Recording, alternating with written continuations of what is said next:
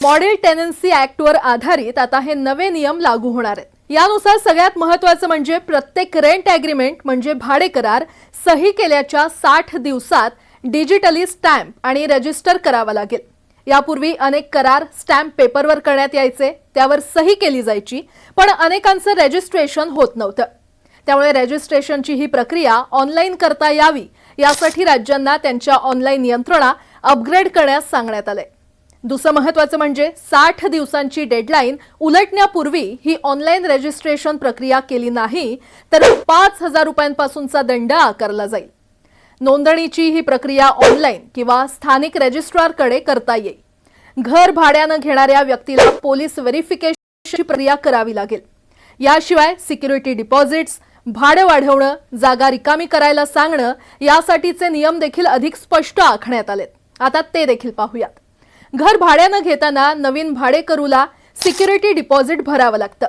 निवासी जागांसाठी म्हणजे घरांसाठी आता घर मालकांना 2 महिन्यांच्या घर भाड्यापेक्षा अधिक रक्कम डिपॉझिट म्हणून घेता येणार नाहीये।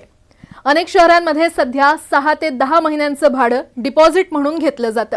कमर्शियल जागा म्हणजे ऑफिसेस आणि दुकानांसाठी 6 महिन्यांच्या भाड्या इतकी रक्कम डिपॉझिट म्हणून घेता येईल।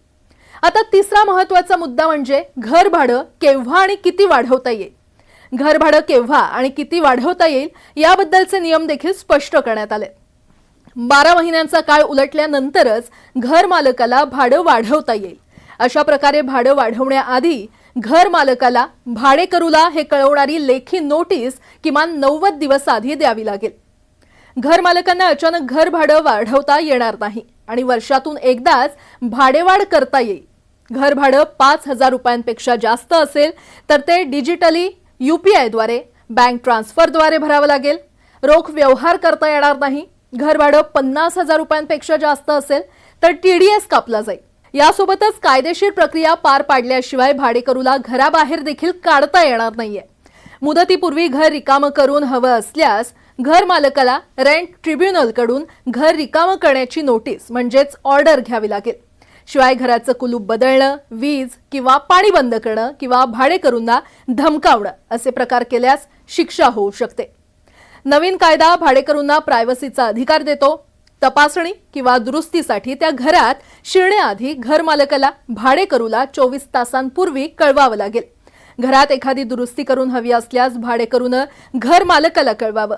त्यांनी हे काम 30 दिवसात करून घेतलं नाही तर भाडेकरूंना हे काम स्वतः करून घेऊन त्याचे पैसे घर भाड्यातून वजा करता येतील। पण यासाठी त्यांना घर मालकाला केलेल्या खर्चाची पावती, इतर पुरावे द्यावे लागतील। याशिवाय घर मालक किंवा जागा मालक आणि भाडेकरूंमधले वाद सोडवण्यासाठी स्पेशल रेंट कोर्ट आणि ट्रिब्युनल असतील। त्यांच्याकडे दाखल करण्यात आलेली तक्रार ही 60 दिवसात सोडवावी लागेल।